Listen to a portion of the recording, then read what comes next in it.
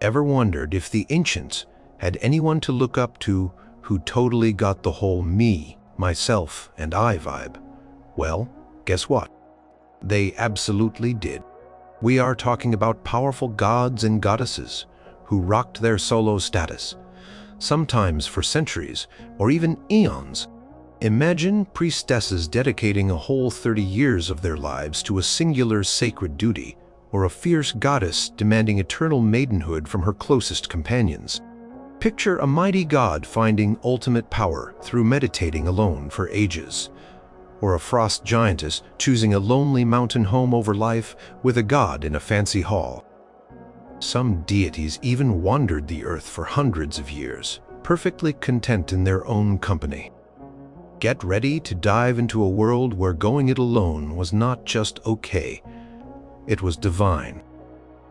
Number 10. Dongbin, the Taoist immortal who wandered alone for centuries. Let's journey to ancient China, to the Tang dynasty, a period flourishing between the years 618 and 907. Here we meet Dongbin, a figure who became one of the most famous of the 8 immortals in Taoism. While he was born a scholar, and some tales say he even held a government position for a time, his true path led him away from the conventional life of family and career. His legend is all about a profound personal transformation, one that embraced long periods of solitude and detachment from worldly ties. One popular story tells of Dongbin encountering another immortal Zhongli Quan, who put him through a series of 10 tests to prove his virtue and readiness for the Tao, the fundamental principle of the universe. These tests often involved Lu facing moral dilemmas, temptations, or dangers, many of which he navigated through his own inner strength and wisdom, frequently in isolated circumstances. He was tested with fame, fortune, and fear, yet he remained steadfast. For example, in one test, he returned home to find his entire family had died. He felt grief, but accepted fate without excessive complaint, showing his detachment. In another, he was the only survivor of a shipwreck, highlighting his solitary resilience. After passing these trials, Dongbin didn't just ascend to immortality and rest on his laurels. Instead, he is often depicted as a wandering figure, a solitary traveler who roamed the earth for over 400 years, according to some traditions. He wasn't a hermit in the sense of complete withdrawal from society, though. He would appear to people often in disguise, to help the needy, heal the sick, and teach the principles of the Tao. Yet he remained unattached, never settling down, never forming lasting worldly bonds in the conventional sense. His singledom was part of his immortal, wandering nature. His image is quite distinctive. Dongbin is typically shown as a scholarly man, often carrying a magical sword named Sanyao Gai, or Neskolskik, demon-slaying sword. This sword was not just for fighting literal demons, but also symbolized the cutting away of ignorance, attachments, and the ego, all necessary for spiritual progress, often achieved through solitary introspection. He might also be seen with a fly whisk, another Taoist symbol representing the sweeping away of worldly desires. Sometimes he carries a gourd, said to contain elixirs of immortality or medicines. His worship or reverence, particularly within Taoism, focuses on him as a benevolent, wise figure who can grant blessings, protect from evil, and guide individuals on their spiritual path. Temples dedicated to him or featuring him among the 8 immortals exist across China and in Chinese communities worldwide.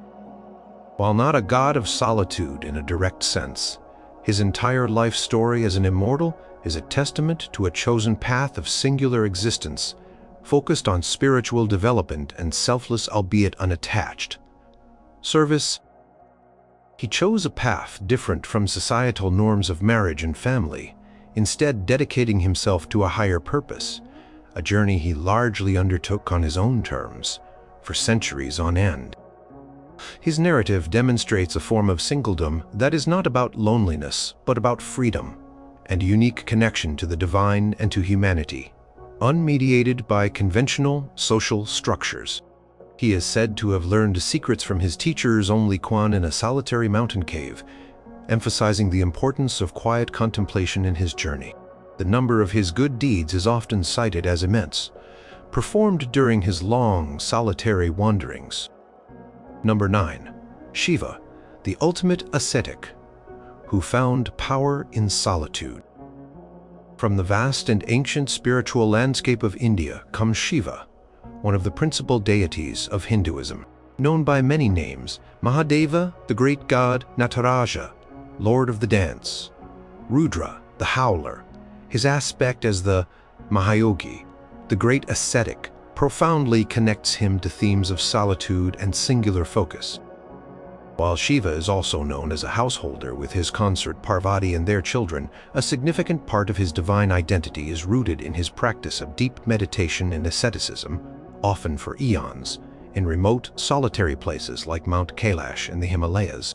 Shiva's asceticism is not a withdrawal born of disinterest, but a powerful, focused engagement with the universe through supreme self-control and meditation. Ancient texts, including the Puranas, which are scriptures dating from the early centuries of the Common Era, and before describe him smeared with sacred ash, Vibhuti, symbolizing his detachment from worldly pleasures and his transcendence over life and death. His hair is matted jadas, signifying his renunciation.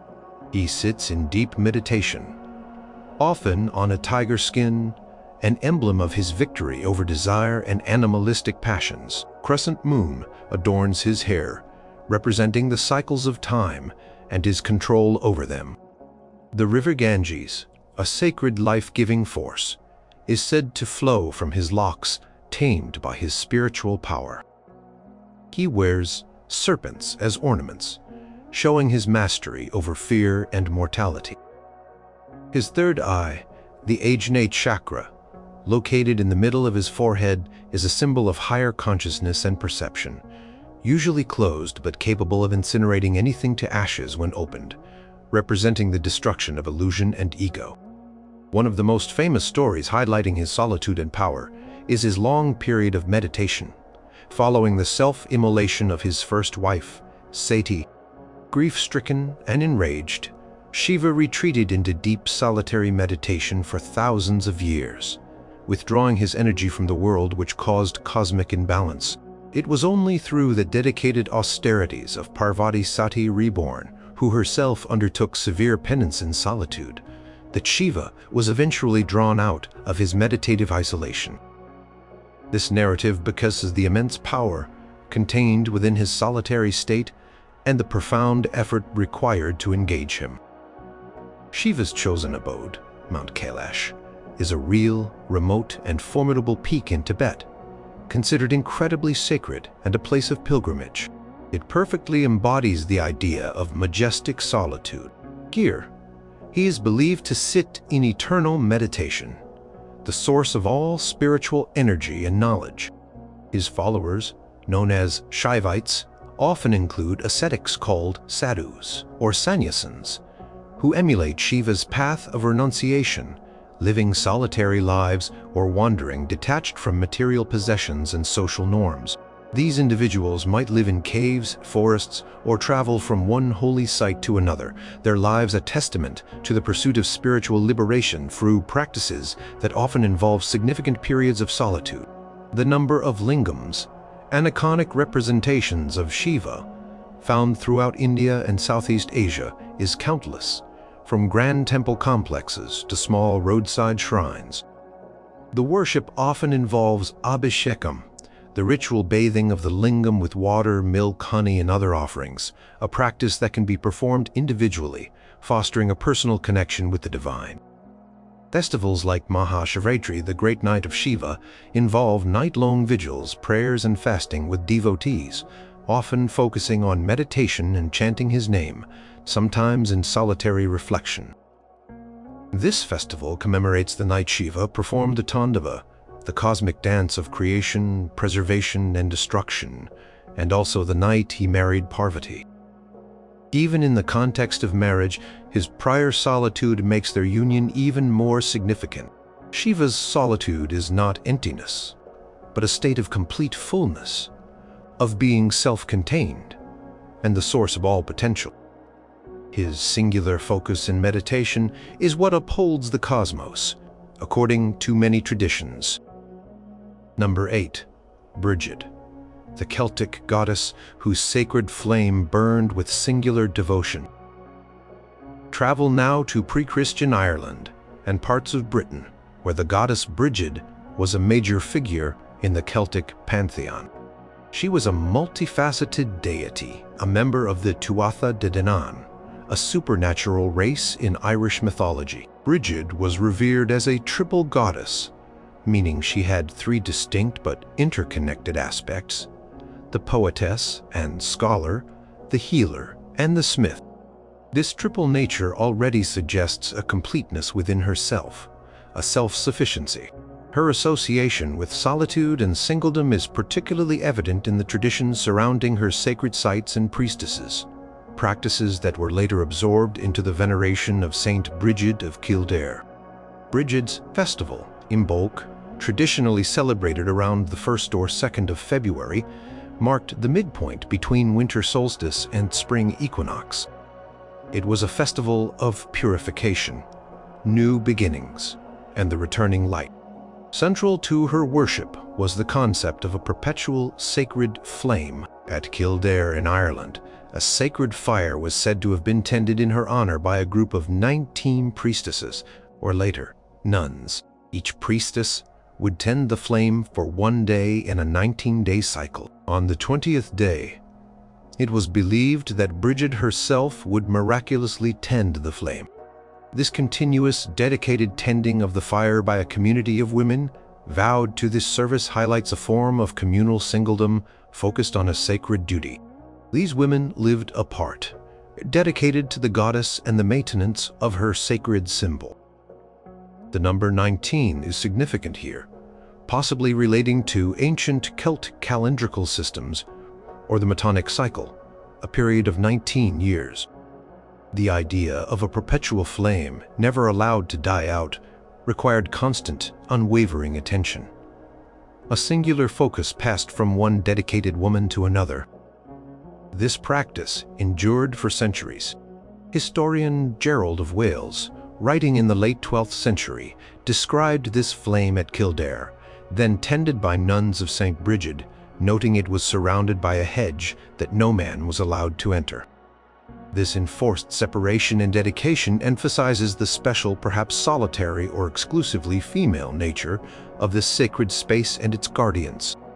While myths of Brigid do not explicitly state she was a virgin goddess in the same way as Artemis or Athena, her priestesses, dedicated, often celibate, lifestyle in service to her sacred flame points to a powerful association with a form of chosen singledom or separation for a higher purpose.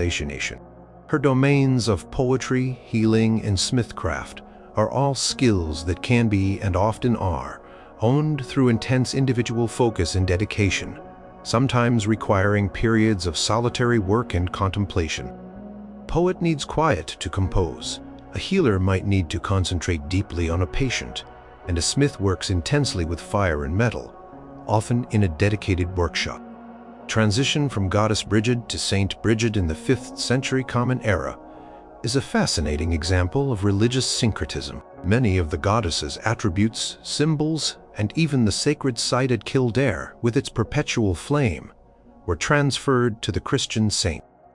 Saint Brigid is also known as a powerful, independent woman who founded a monastery for both men and women at Kildare.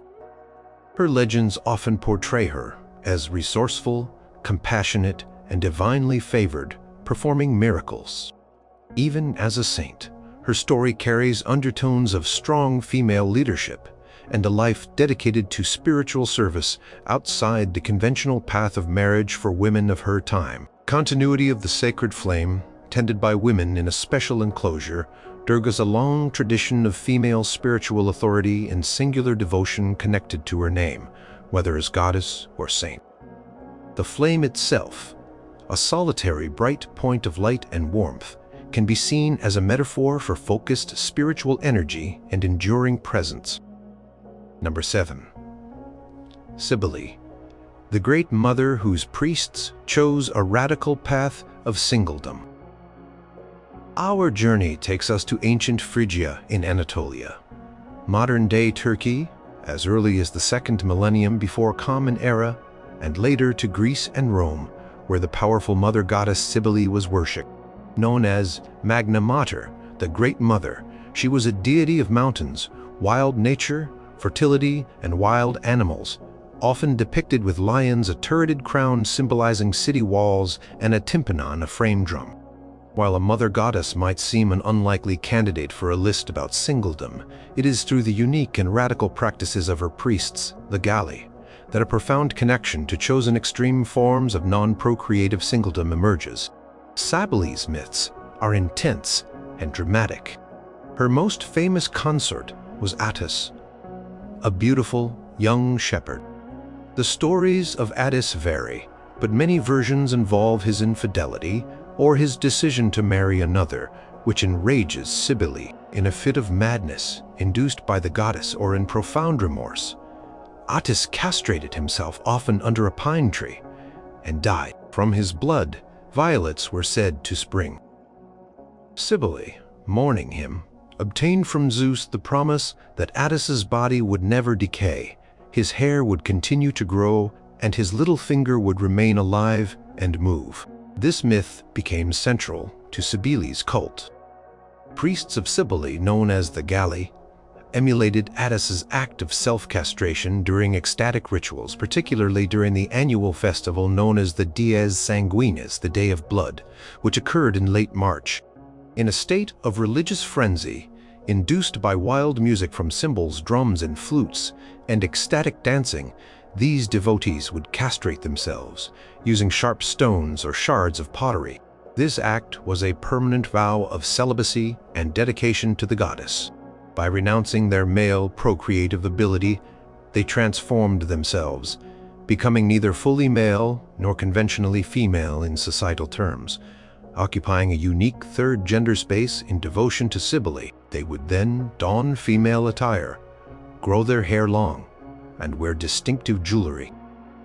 This radical path of singledom was not about quiet contemplation, but about ecstatic devotion, and a complete renunciation of conventional male roles and family life. The Galli lived communally, often associated with Cybele's temples. They would wander begging for alms and perform public rituals, often characterized by their loud music, wild dancing, and self-flagellation.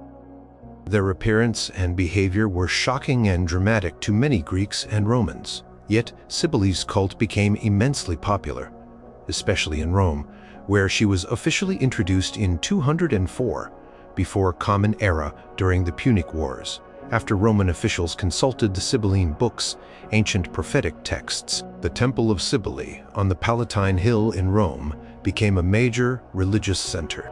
The Roman state, while officially embracing Cybele, had a complex relationship with the Galli, initially forbidding Roman citizens from becoming Galli, though this restriction later eased. The act of castration was seen as extreme. However, the Galli's chosen life was one of complete dedication to the goddess, a form of singledom that was public, performative, and deeply spiritual for its practitioners. They were seen as mediators between the human and divine, their altered state bringing them closer to the goddess. Their existence challenged societal norms of gender and procreation, offering an alternative path of religious devotion rooted in a singular, irrevocable commitment. The number of Galli is not precisely known, but they were a visible and striking feature of Cybele's worship for centuries. Their loud, clashing cymbals and beating drums were meant to evoke the Corybantes, the mythical attendants of Cybele, who danced wildly to protect the infant Zeus. Number 6. Neith, Egypt's enigmatic weaver of fate, who stood alone. Let's travel back even further in time to the very dawn of Egyptian civilization, perhaps as early as the Predinastic period, around 4000 before Common Era. Here we encounter Neith, one of ancient Egypt's oldest and most enigmatic deities, worshipped predominantly in Sais and the Nile Delta. Her veneration lasted for thousands of years, well into the Roman period. Neith was a complex goddess with many roles: a fierce goddess of war and hunting, a creator deity, a wise counselor, a protector of the dead, and a weaver of fate.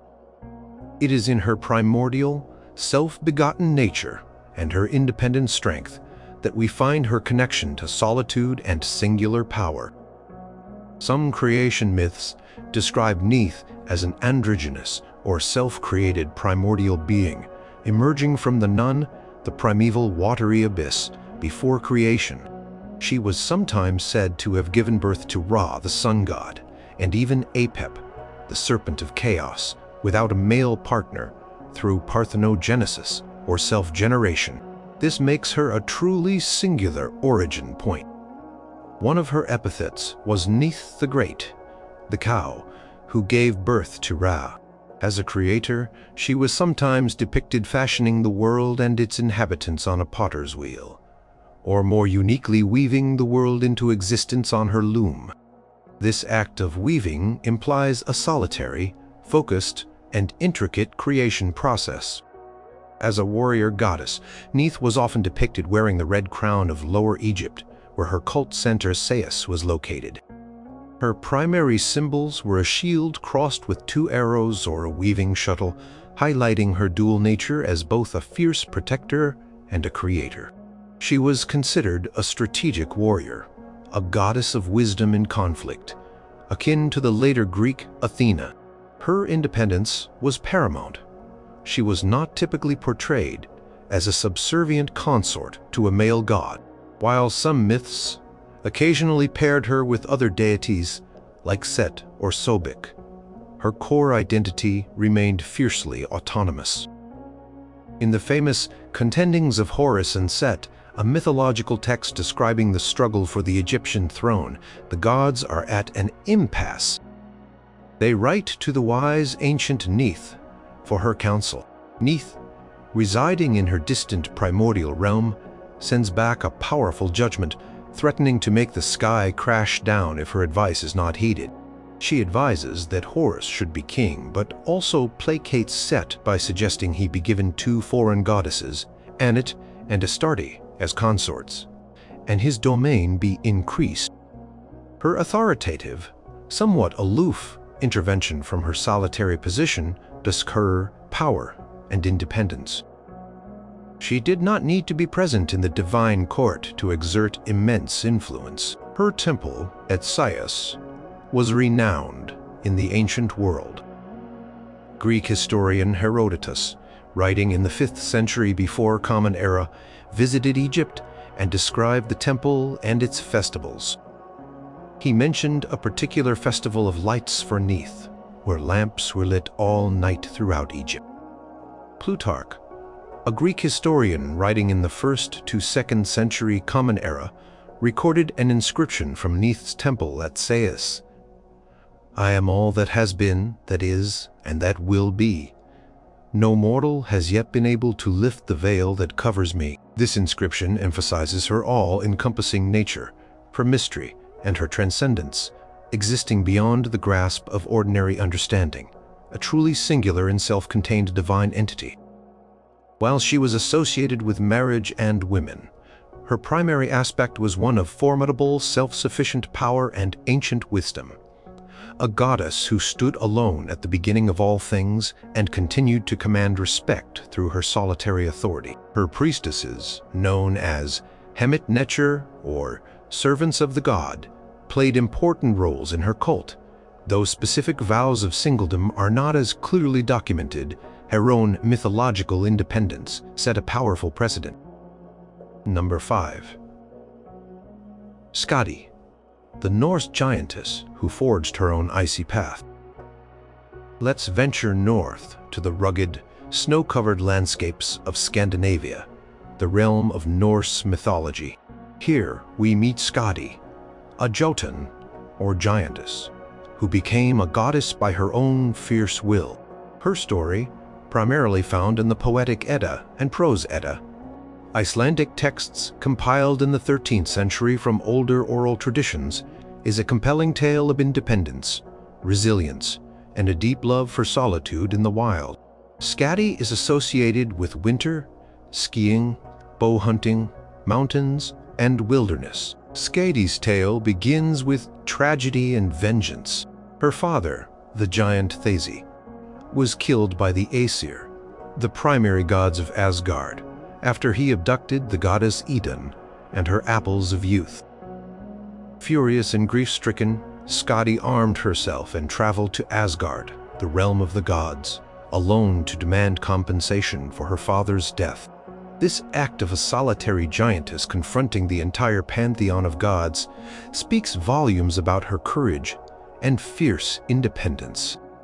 The gods, impressed by her audacity and perhaps wary of her wrath, offered her a settlement. Part of the compensation was that she could choose any god to be her husband, but with a catch. She had to choose him by looking only at their feet. She hoped to choose Balder, the most beautiful of the gods, but mistakenly picked Njordr, the god of the sea, winds, and wealth, based on his exceptionally clean feet, thinking they must belong to Balder. The marriage was not a happy one.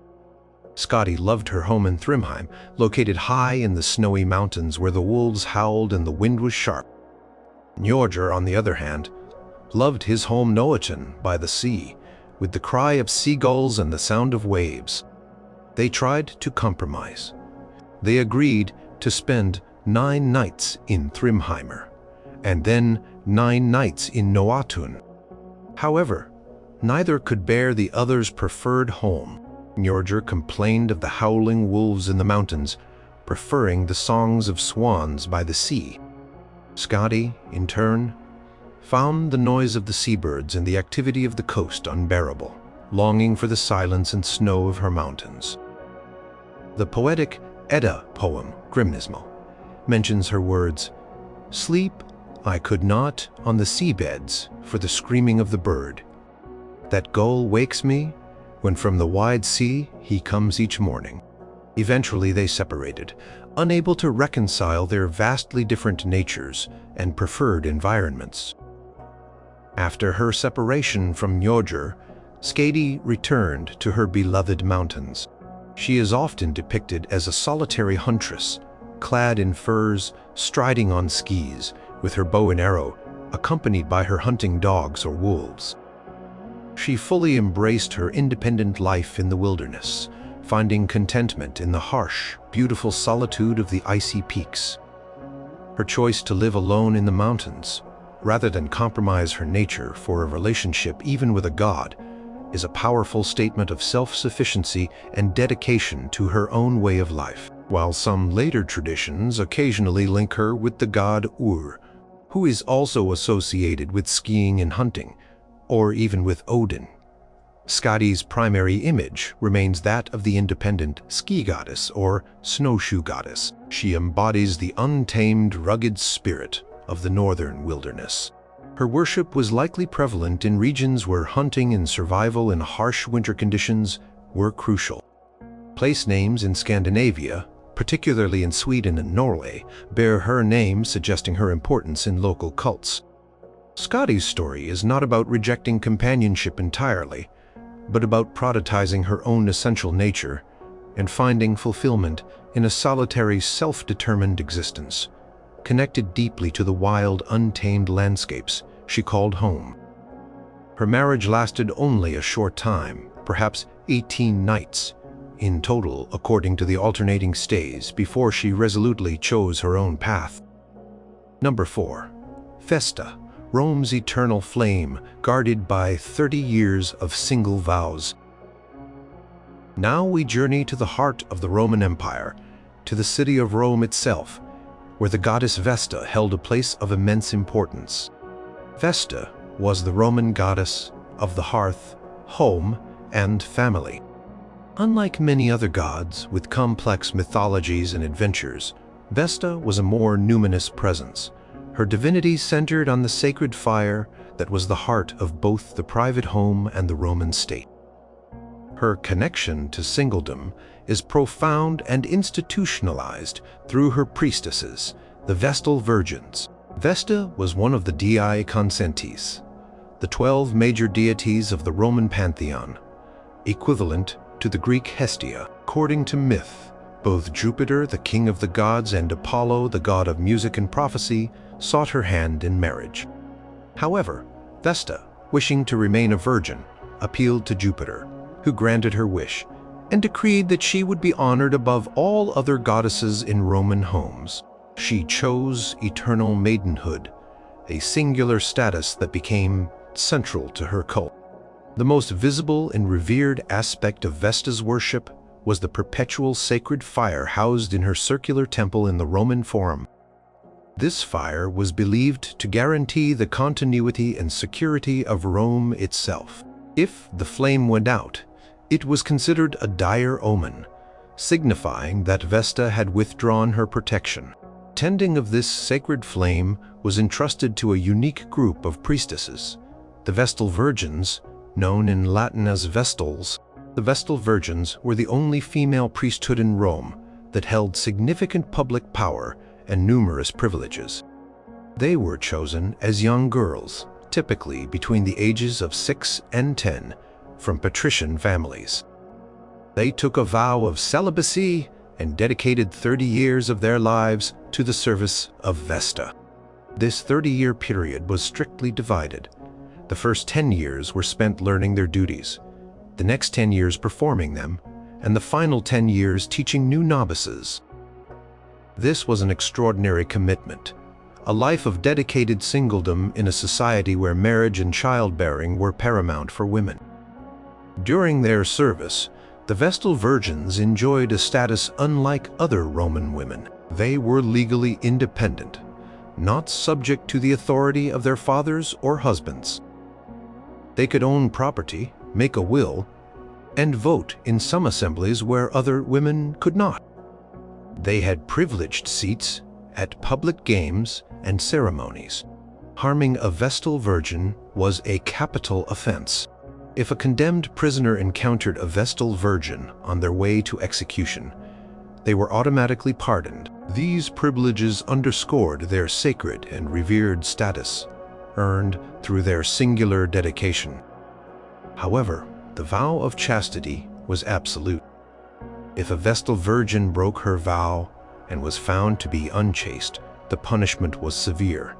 She was ritually buried alive in a subterranean chamber in a place called the Campus Sceleratus, the evil field, with a small amount of food and water, a symbolic gesture, as it was forbidden to spill a Vestal's blood. Her supposed male partner would be flogged to death in public. Such occurrences were rare but highlight the immense importance placed on their purity and singular devotion. After their 30 years of service, Vestals were free to leave the priesthood and marry. However, historical records suggest that many chose to remain within the precincts of Vesta's temple, continuing their sacred life, having become accustomed to their respected and independent status.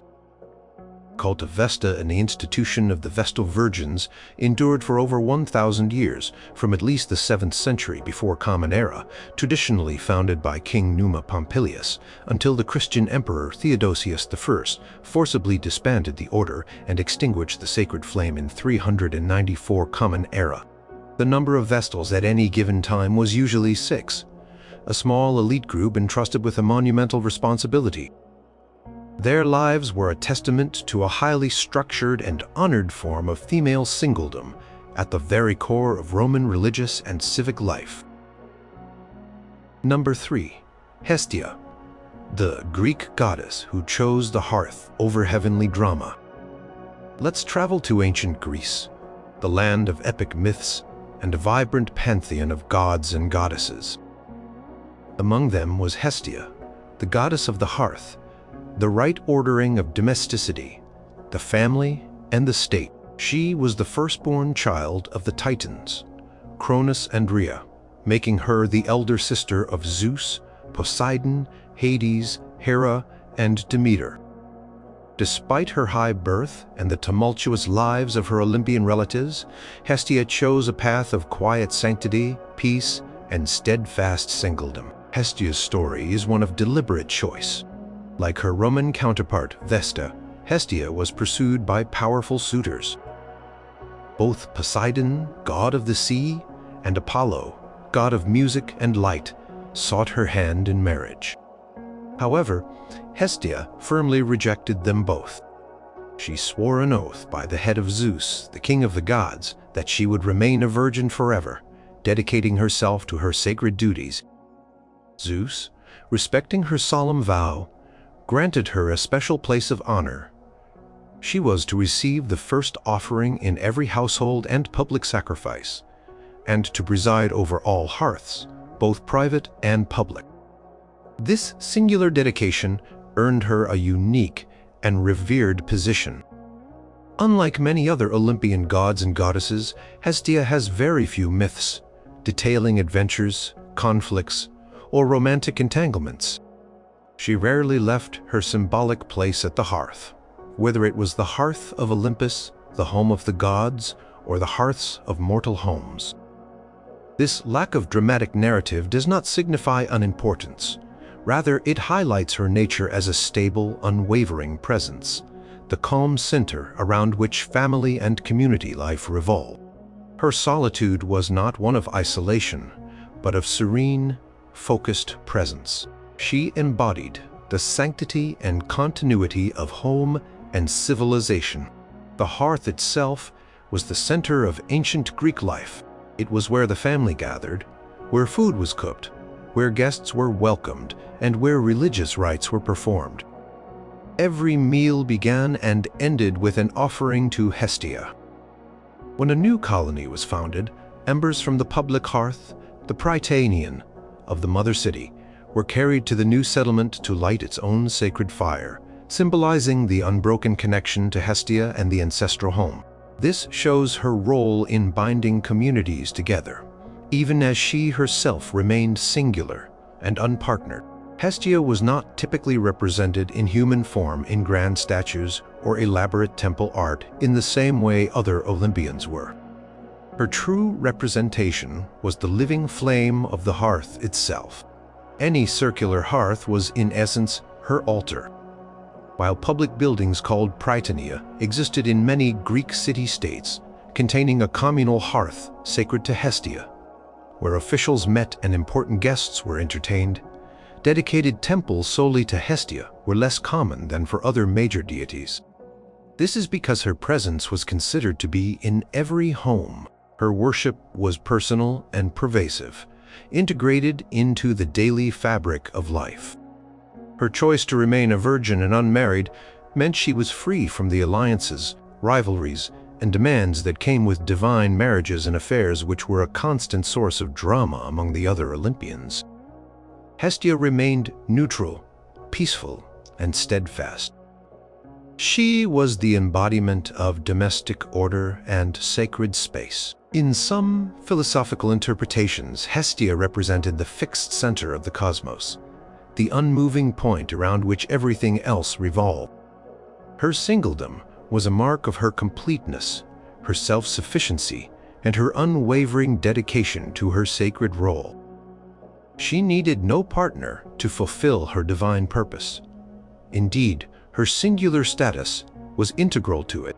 The number of hearths dedicated to her was, in essence, the number of homes and public buildings in the Greek world, making her veneration incredibly widespread, even if it was quiet and personal. Number 2, Athena, the wise warrior who needed no partner but her strategy.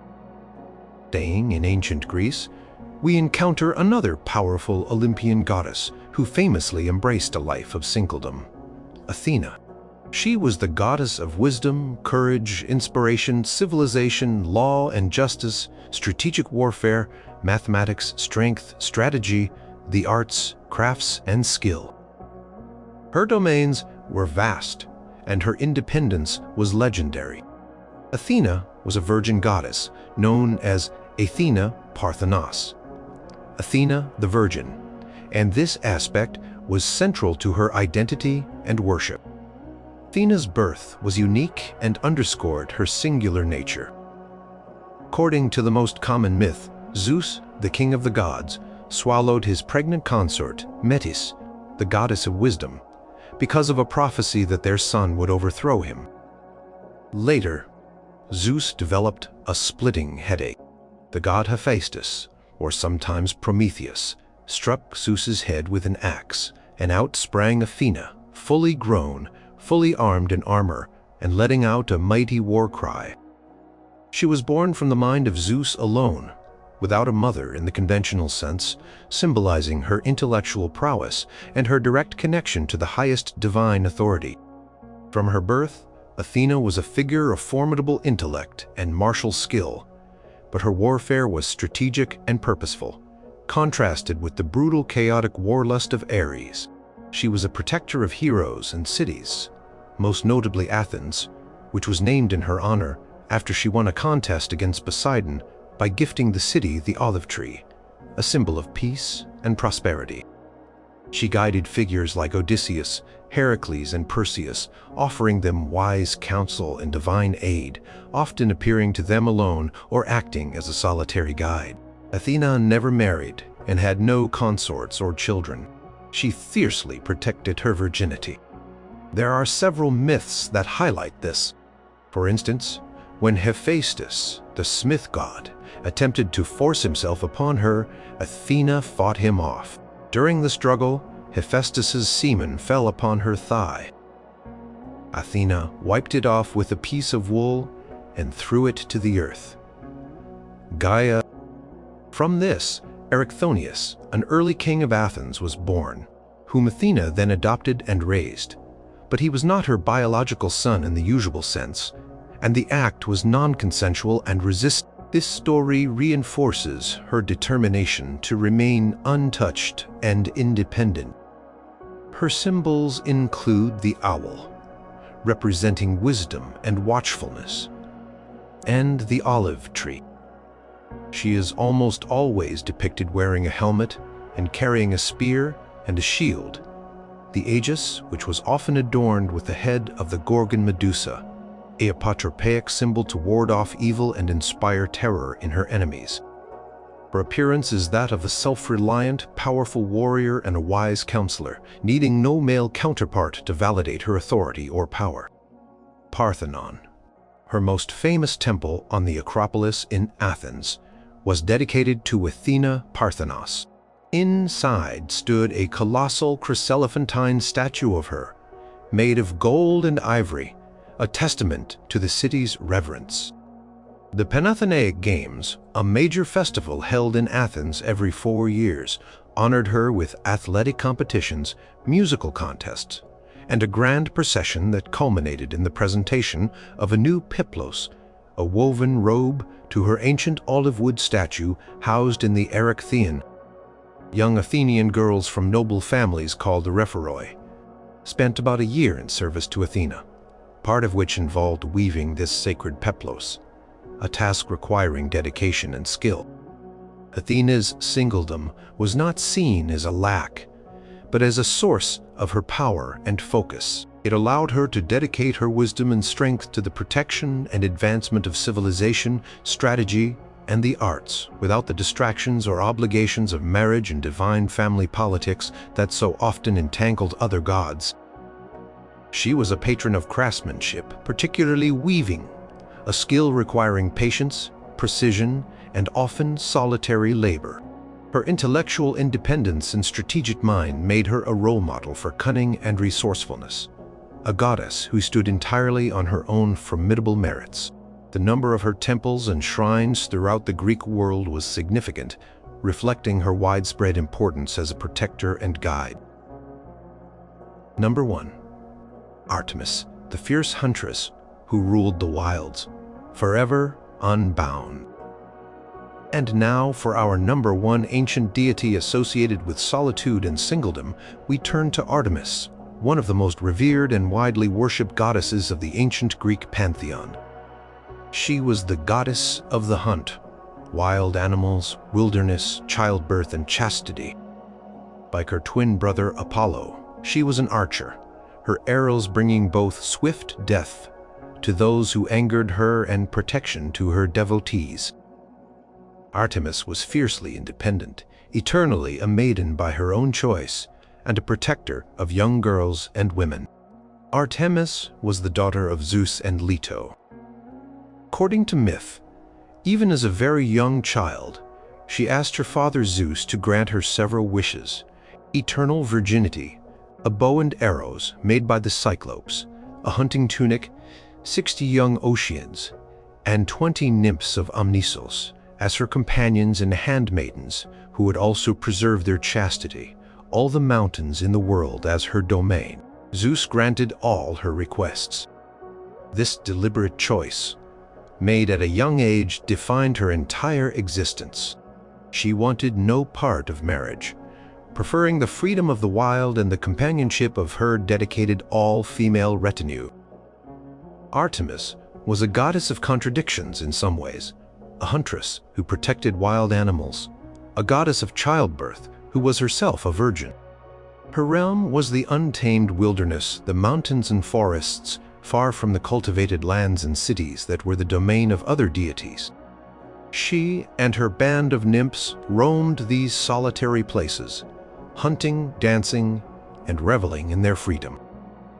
This life was a world away from the patriarchal norms of ancient Greek society, where women were typically expected to marry and be confined to the domestic sphere.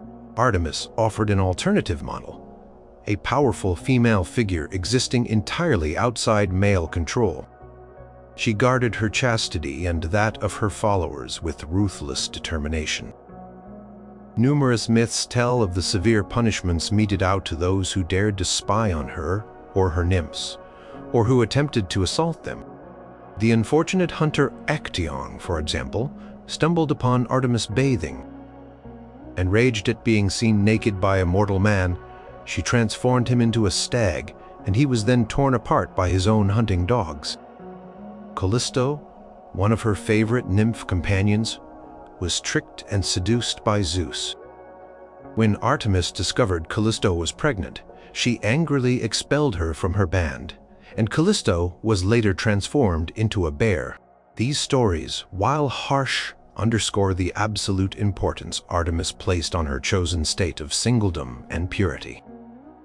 Her most famous temple was the Temple of Artemis at Ephesus, in modern-day Turkey. It was one of the 7 wonders of the ancient world, a colossal structure that took an estimated 120 years to build, according to Pliny the Elder. This temple was a major center of pilgrimage and worship for centuries. While the Ephesian Artemis had some syncretic elements blending her with Anatolian mother goddesses, the core Greek Artemis remained a powerful symbol of female independence. Festivals in her honor, like the Brauronia held in Attica, involved rituals where young girls known as archoi, or little she-bears, served the goddess, perhaps symbolically representing a transition period before marriage under the protection of the virgin goddess. Artemis's symbols were the bow and arrow, the hunting spear, stags, hounds, and the crescent moon, with which she was often associated, sometimes being identified with Selene, the moon goddess. She was a swift, agile, and formidable presence. Her solitude was not one of loneliness, but of self-sufficiency, power, and a deep connection to the natural world. She was the ultimate free spirit, unbound by societal expectations or the desires of others. Her choice of eternal maidenhood was not a passive state, but an active assertion of her independence and her unique role in the divine order. The number of shrines and sacred groves dedicated to her across the Greek world, from remote mountaintops to the outskirts of cities, testify to her widespread appeal as a protector, a wild spirit, and a goddess who embodied the untamed, singular strength of nature itself.